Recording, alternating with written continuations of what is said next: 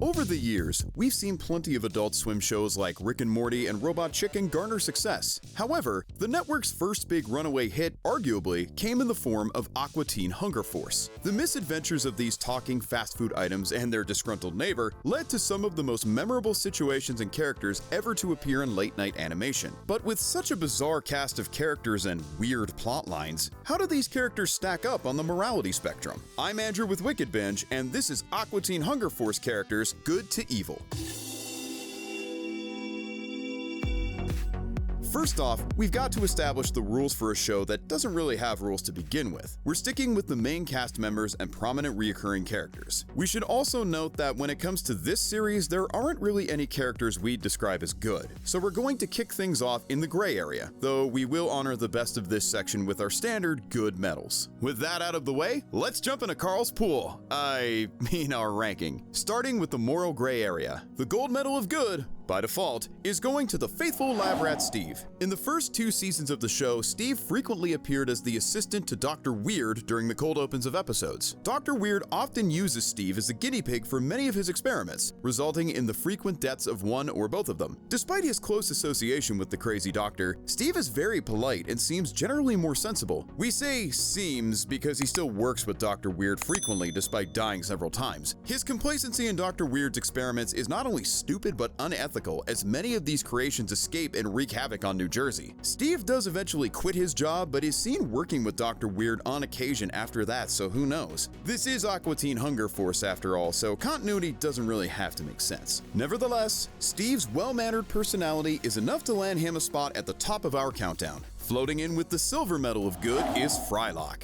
In a show filled to the brim with insanity, a flying box of fries being the voice of reason makes sense to us. On top of being easily the most intelligent member of the cast, Frylock is one of the most moral as well. While Shake is often the one to perpetuate the conflict, Frylock tends to be the one to resolve it, showing he's one of the few characters to care about the safety of himself and others. He also makes many elaborate inventions both for scientific advancement and for the betterment of the world as a whole. Granted, many of these inventions end up doing the opposite, especially when Shake or Meatwad get a hold of them, but it's the thought that counts, I guess. Even so, Frylock still lands in the gray area because he does have moments where he throws ethics out the window. This is best demonstrated in the episode Frylegs, where he murders a woman's boyfriend and wears his corpse due to being romantically interested in her. Usually murdering someone would rank a character even lower, but most of the Aqua Teen Hunger Force characters die all the time and come back to life, so no real harm done? Probably. Taking the bronze medal of good is Meatwad. By far the most friendly and cheerful of the main cast, Meatwad is far and away the most childish as well. This leads to a lot of moments where he can be easily manipulated, especially by Shake, who also constantly bullies Meatwad. Even so, Meatwad maintains a very positive attitude most of the time, showing that the constant harassment he receives doesn't affect how he treats strangers. This doesn't stop Meatwad from occasionally being vindictive though, especially when he takes advantage of Shake's ignorance and materialistic motivations. Meatwad even occasionally tricks Shake into doing deadly acts such as convincing him to eat a scorpion. Despite this, Meatwad and Shake seem to both like each other on some level, so I guess it's just the nature of their relationship. Meatwad also occasionally can be very sassy, which causes him to get punished by Frylock. Not exactly a character defined by a strong set of ethics, but Meatwad usually is well-intentioned and easy to get along with. Boxy Brown is up next. A creation of Meatwad that was initially thought to be an imaginary friend, Boxy Brown is eventually revealed to be able to converse with other characters, such as Shake when he gets bitten by a radioactive black man. Boxy Brown's voice and personality are a parody of blaxploitation films from the 70s, which is also the reason disco music is heard whenever he speaks. While generally laid back and not physically harmful due to his inability to move, Boxy Brown does occasionally threaten Meatwad and the other characters whenever they talk back to him. While these are obviously empty threats, we kind of wonder if Boxy Brown would follow through on these statements if he could. Meatwad seems to both care about and fear Boxy Brown, making for an interesting companion to say the least. Next, we have Emery, one half of the Plutonians. Emery, much like Steve, believe, is the assistant to someone who is much stupider and more impulsive than he is. In this case, Oglethorpe hatches many plans to take over the Earth, with Emery more or less going along with him for no discernible reason. As such, Emery usually isn't the direct cause of any of the Plutonians' mischief, but he certainly is complacent in a lot of it. While Oglethorpe is quick to anger, Emery is usually laid back, harboring no deep resentment toward people who have thwarted their plans like the Aqua Teens or the Moonanites. If it wasn't for being oddly obsequious to Oglethorpe, we'd be hard-pressed to even call Emery a villain, since he generally means no harm to anyone around him. However, since he's always assisting Oglethorpe's crazy antics, we have to put him on the lower end of the gray area. And that wraps up the gray area. It's time to descend into the dark side. These characters are the bad and the evil. Thousands of years ago, the cybernetic ghost of Christmas past from the future was placed onto the next spot. This is a hard character to rank due to how mentally unstable this robot is. A creation of Dr. Weird, the cybernetic ghost of etc., claims to be able to wee into the past and the future and tells stories of those times. The problem is that these stories are inaccurate, long, and have nothing to do with what the characters are dealing with. Frylock eventually calls him out on this in Aqua Teen Hunger Force : movie film for theaters, where it's revealed the cybernetic ghost strings random words and sentences together that have no bearing on reality. The cybernetic ghost is an annoying, attention-seeking liar, but we're cutting him a little bit of slack because we think he's mentally unhinged. Maybe even to the point where he believes some of the nonsense that he's spouting. Still, he does get impatient with anyone who contradicts him, and he has an impulsive habit of humping things that are around him, so he still lands closer to the top of the bad category. Another character who is hard to rank due to his mental state is Jimmy, also known as Tree Wizard. A recurring homeless gentleman who appears in many episodes, Jimmy is a drug addict who is often out of his mind. There are times where he's so high that he can't even form sentences, instead speaking in incoherent murmurs. Jimmy obviously has few ethics and mostly is looking for his next smoke or drink. This leads him to do things like steal the Aqua Teens television set and ask Meatwad to sneak alcohol into jail for him. Jimmy's behavior goes from bad to worse, eventually becoming so self-absorbed that he starts a religion based around worshipping him. This possibly indicates that Jimmy developed a god complex due to his mind becoming corrupted by all those drugs. Whatever the case, Jimmy is an entertaining character to watch, but certainly not one we'd want to find ourselves around. Alright, now we're finally getting to everyone's favorite disgruntled neighbor, Carl. Occupying the house next door to the Aqua Teens, Carl naturally has to put up with the antics of the group more than any other character, much to his dismay. Carl is quick to anger, not very intelligent, and quite cynical. We can't say we entirely blame him since he does more or less want to be left alone despite getting constantly wrapped up in the Aqua Teens' antics. His only real passions are football, pornography, and classic rock. Anything that takes him away from any one of those three things is an annoyance. We're ranking Carl low in the bad category as he doesn't really want to hurt anyone so much as he wants to be left alone. With that said, he does show little care for the well-being of himself or others and will often try to manipulate Frylock or Meatwad if they can help him in any way. So we can't rank him as a good or gray character either. Bad, but not evil. Stomping into the next spot is Rabot. Another creation of Dr. Weird, Rabot appeared as the antagonist of the very first Aqua Teen Hunger Force episode, where he was created to solve the world's vegetable problem. Due to its size and indifference, Rabot tends to cause destruction wherever it goes, including breaking the walls of Dr. Weird's laboratory and crushing Carl's car. It may seem like this isn't really done out of any ill intent, but there are times where Rabot does act intentionally mischievous. This includes teaming up with the Moonanites, destroying the Aqua Teen's new house, and spraying hair growth formula on Master Shake and other objects around town.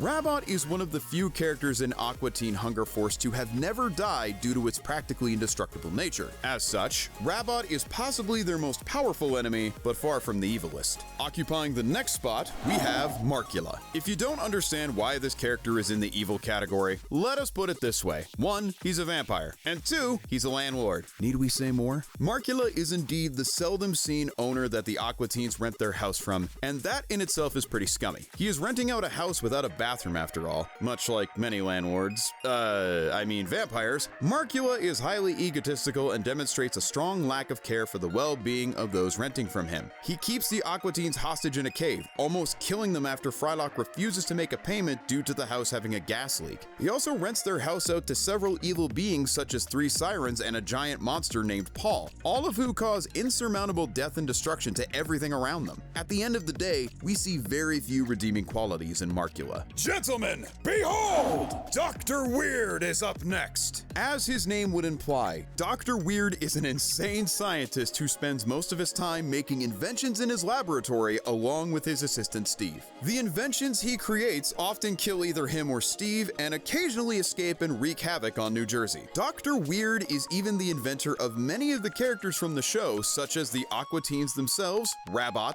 the cybernetic ghost of Christmas Past from the future, and many more. Dr. Weird's creations are often not useful in any way and cause more harm than good. He demonstrates little care for the well-being of others, especially Steve, who he often uses to test out his experiments. Dr. Weird isn't ranking any lower because, to his credit, he's not making these inventions with any sort of malicious intent, like enslaving humanity or destroying the world. He doesn't care much if people do get hurt in the process of these pointless experiments though, so he definitely isn't a moral character either. The other half of the Plutonians, Oglethorpe, is up next. While Emery is more or less the assistant, Oglethorpe is the one who initiates most of the conflict caused by these aliens. Oglethorpe seems to desire the domination of Earth, although he doesn't really seem to have a clear plan of how he will go about doing this. He more or less is making it up as he goes along, despite wanting to seem like he has everything under control. Oglethorpe is quick to anger and is extremely stupid, even more so than Emery, who wasn't the brightest bulb in the box to begin with. Oglethorpe does occasionally invite people onto his ship, which shows some hospitality, sort of, but really, he does this mostly to show off his advanced Plutonian technology to anyone who will listen. Oglethorpe might rank even lower if his plans to take over the world had any rhyme or reason to them, but since they don't, it's hard to gauge how evil these schemes would be had they played out or even been fully explained. Wrapping his way onto the next spot is MCP Pants, a demon from hell. MCP Pants comes to Earth repeatedly in an attempt to enslave its inhabitants. To do this, MCP Pants releases a variety of different songs with subliminal messages that tell his listeners to do things. Unfortunately, MCP Pants' lyrics aren't that effective, and the only person he can seem to trick is Meatwad, and maybe Carl. MCP Pants often dies and returns to Earth reincarnated in a different form, be that a human, spider, fly, cow, worm, or vampire. Whatever form he takes, MCP Pants' plans to take over the world are ridiculously complicated and ineffective, so he isn't as big of a threat as he wants to believe. Regardless, the intent is still there and enough to land him in the evil category. Getting the bronze medal of evil is Dr. Wongburger. Much like MCP Pants, Dr. Wongburger takes a different form in each of his appearances. This is because Dr. Wongburger's backstory continually changes, although his plans more or less are the exact same. In his first appearance, he is an anthropomorphic penis who is forcibly collecting penises to construct his dick ship to take him back to Dick Planet.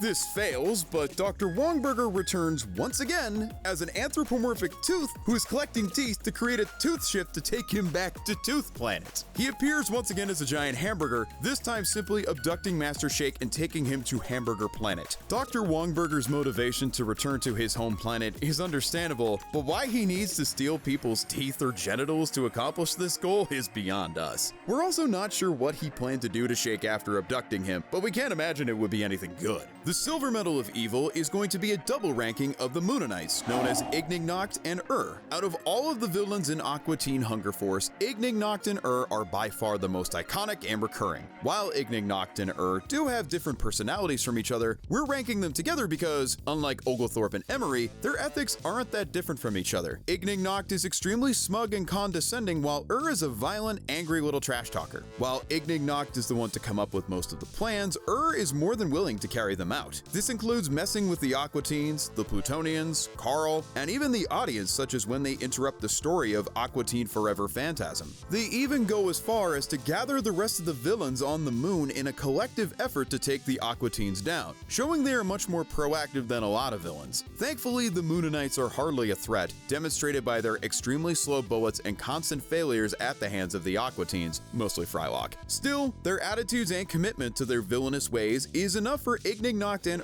to rank themselves among the evilest characters in the series. Finally, the gold medal of evil is going to Master Shake. This probably won't come as a surprise, as Shake's selfish, narcissistic, and manipulative attitude is the driving force for many episodes in this series. He is the self-proclaimed leader of the Aqua Teens, despite the fact that Frylock is much more mature and intelligent, and he and Meatwad actually have superpowers while Shake does not. Shake is a pathological liar who is incredibly lazy and refuses to ever work, unless it involves a get-rich-quick scheme that ultimately blows up in his face. While he's slightly more intelligent than Meatwad, Shake's stupidity is by far more destructive due to his narcissism and lack of care regarding the safety of others. Shake usually gets his comeuppance, dying more than any other character in the series. Apparently, that doesn't teach him anything, as he continues acting as the same egotistical moron after everything that has happened to him. He may not plot to take over the world like many of the villains, but we're willing to bet that Shake would if he wasn't so lazy. All of this makes Shake one of the funniest characters in television history, but also one of the biggest jerks you'll ever come across. That does it for our list, but before we sign off, let's award these characters with some honorary medals. The Darwin Medal is a tough one for this list given the number of idiotic characters. Ultimately, we're giving it to Meatwad due to how often he's manipulated by Shake and the Moonanites.